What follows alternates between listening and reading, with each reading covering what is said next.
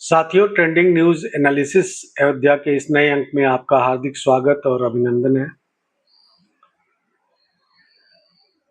बंगाल में ममता बनर्जी की सत्ता जाते ही उनके सहयोगी उनका साथ लगातार छोड़ रहे हैं। एक होड़ सी लग गई है।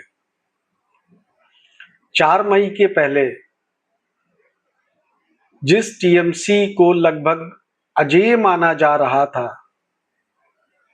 4 मई के बाद उसमें जबरदस्त सेंध लग गई। पार्टी के लगभग 20 लोकसभा सदस्य बगावत करने के लिए तैयार हैं। उनके राज्यसभा सदस्य भी एक एक करके पार्टी छोड़ रहे हैं।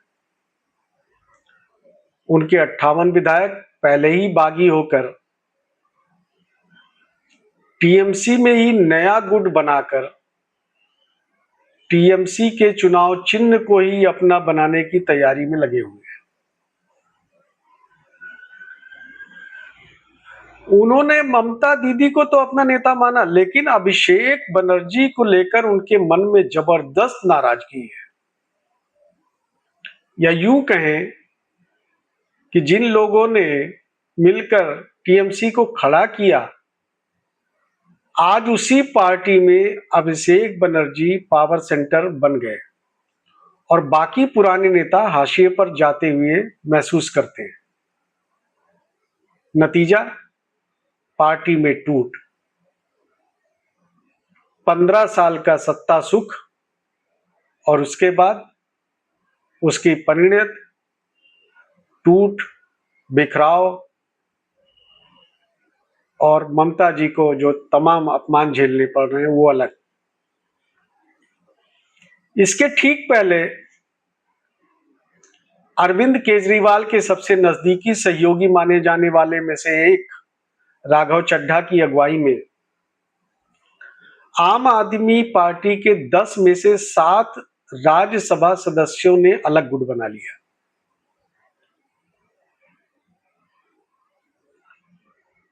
महाराष्ट्र में भी कुछ दिन पहले यही स्टोरी रिपीट हुई। वहां की 2 प्रमुख पार्टियां शिवसेना और राष्ट्रीय कांग्रेस पार्टी भी ऐसे ही हालात से दो चार हो चुकी हैं। दोनों ही पार्टी के बागी अब असली पार्टी बन चुके हैं। पार्टी का अधिकृत चुनाव निशान भी उन्हीं के पास है। शिवसेना संस्थापक बाला साहब ठाकरे के पुत्र उद्धव और राष्ट्रीय कांग्रेस पार्टी के संस्थापक शरद यादव के पास अब अपने अपने दलों का सिर्फ बी टीम ही बची है। बिखराव वाले ज्यादातर दलों में एक स्पष्ट समानता है कि सभी दल एक तरह से पारिवारिक पार्टी है। जब तक इन पार्टियों के साथ जन समर्थन सत्ता रहती है, उनके पारिवारिक सदस्य एवं पार्टी के नेता मुखिया की हर बात से एग्री करते हैं। लेकिन सत्ता जाते ही जिस तरह बिखराव बढ़ता है, उससे यह स्पष्ट है, क्लियर मैसेज है कि इन पार्टियों में ज्यादातर नेताओं की कोई आइडियोलॉजी नहीं होती है। मेरा तो यहां तक मानना है कि सिर्फ एक ही आइडियोलॉजी होती है और उसी पर वो अपना सारा ध्यान केंद्रित करते हैं, और वो है सत्ता।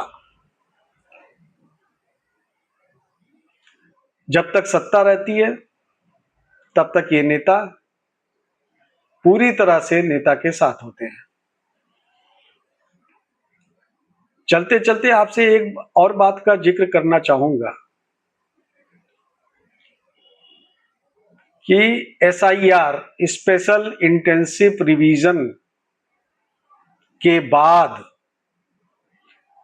पश्चिम बंगाल में मुसलमानों की आबादी उत्तर प्रदेश की 2 गुनी है।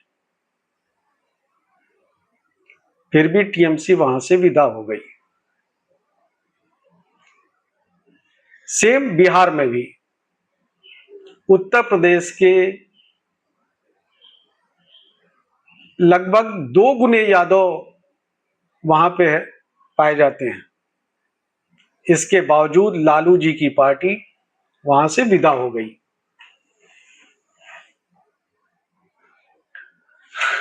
जल्द ही उत्तर प्रदेश में भी विधानसभा के चुनाव होने हैं और मैं समझता हूं कि विपक्षी पार्टियों को इन पर जरूर ध्यान देना होगा। जय श्री राम।